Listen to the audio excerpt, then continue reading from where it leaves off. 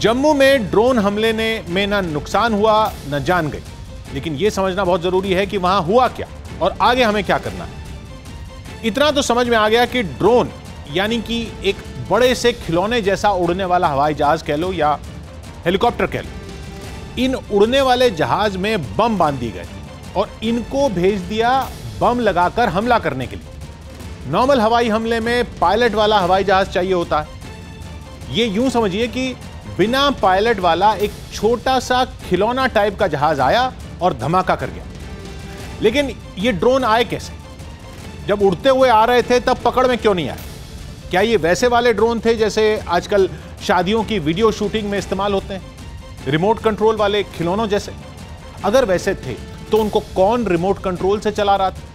जो चला रहा होगा वो भी तो कहीं आसपास खड़ा देख रहा होगा। या ये दूसरी तरह के ड्रोन थे? एक और तरह के ड्रोन होते वो भी छोटे खिलौने वाले जहाज टाइप के ही हैं, लेकिन उनके अंदर लोकेशन फीड कर दी जाती है जीपीएस वाली, और वो उस जगह अपने आप उड़ते हुए पहुंच जाते हैं। एक रिपोर्ट बता रही है कि जम्मू में ये दूसरे टाइप के ड्रोन थे, यानी जैसे ओला उबर की टैक्सी में ड्राइवर फीड कर देता है ना कि एयरपोर्ट जाना है तो जीपीएस तकनीक से सॉफ्टवेयर रास्ता बताता रहता है टैक्सी को, वैसे ही जीपीएस कोऑर्डिनेट्स यानी कि जहां ड्रोन को पहुंचाना है उस जगह का पता, लोकेशन फीड कर दी जाती है और ड्रोन उड़कर वहां पहुंच जाता है। ऐसी तरकीब कोई पहली बार इस्तेमाल नहीं हुई। जापान ने सेकेंड वर्ल्ड वॉर में गुब्बारों में बम बांधकर धमाके कर दिए थे। ये गुब्बारे जापान से उड़कर पूरा पैसिफिक ओशन यानी प्रशांत महासागर क्रॉस करके अमेरिका तक पहुंच गए थे। दिमाग तो सही लगाया था जापानियों ने, लेकिन कुछ खास चली नहीं थी तिकड़, क्योंकि तब कोई जीपीएस वीपीएस टाइप की तकनीक थी नहीं। ऐसे ही बस हवा में डोलते हुए गुब्बारे छोटे बम के साथ उड़कर पहुंच गए अमेरिका में। कहीं भी 9000 से ज्यादा बम भेजे थे और मारा सिर्फ एक अमेरिकी को, यानी फेल था ऑपरेशन।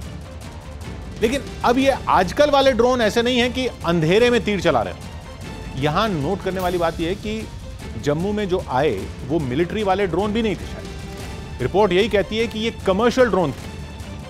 अभी जितनी जानकारी मिल रही है उसमें कुछ रिपोर्ट कह रही हैं कि ऐसे वाले 2 ड्रोन इस्तेमाल किए गए जम्मू में। एक ने एक टेक्निकल बिल्डिंग को थोड़ा सा नुकसान पहुंचाया, दूसरे खुले मैदान में पहुंचा और वहां लो इंटेंसिटी धमाका की।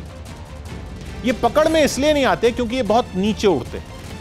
रेडार ऊपर उड़ने वाली चीजों को पकड़ सकता है, लेकिन उसकी रेंज होती है। ये उससे भी नीचे उड़कर रेडार से बच जाते हैं। ये मिलिट्री उपकरण भी नहीं है कि इनको बनाने वाली कंपनियों पर कोई कंट्रोल हो सके। ये तो एक तरह से आम इस्तेमाल की चीज बन गए।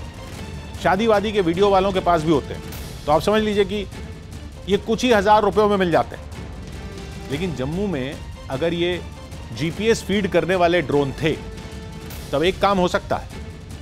ऐसे ड्रोन को कहीं जाने से रोकना हो तो वहां जीपीएस जैमर लगाकर रोक सकते हैं। जीपीएस जैमर लगा हो तो उस जगह की लोकेशन जीपीएस में नजर नहीं आती और ड्रोन अपना रास्ता भटक जाएगा। लेकिन यह हाई सिक्योरिटी जगहों पर तो किया जा सकता है, जैसे सेना के ठिकाने वगैरह। लेकिन आम लोगों की जगह पर तो जीपीएस नहीं जैम कर सकते, वहां तो यह खतरा बना रहेगा ही। लेकिन सबसे बड़ी दिक्कत यह है कि साबित कैसे करेंगे कि ऐसा ड्रोन आया कहां से और किसने उसमें जीपीएस लोकेशन फीड की। आतंकियों के लिए तो यह बहुत सस्ता साधन बन गया। आत्मघाती हमलावर तैयार करने में भी किसी को ट्रेनिंग देनी पड़ती है, बहुत जोखिम उठाना पड़ता है। इसमें तो वो सब भी कुछ नहीं करना, यानी यह खतरा तो बढ़ेगा ही।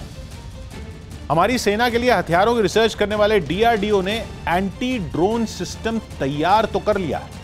और ऐसी खबरें हैं कि पिछली 15 अगस्त पर प्रधानमंत्री की सुरक्षा में लाल किले पर डीआरडीओ का एंटी ड्रोन सिस्टम लगाया भी गया था।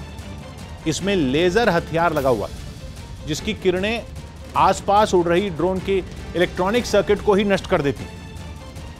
3 किलोमीटर दूर ड्रोन को यह एंटी ड्रोन सिस्टम पकड़ लेता है और लेजर गन के 1 किलोमीटर के पास आने पर लेजर गन ड्रोन को मार गिराती। यानी खतरा है तो तोड़ भी बन चुका है। अब जरूरत है जल्दी से जल्दी ज्यादा से ज्यादा एंटी ड्रोन सिस्टम जगह जगह लगाने की।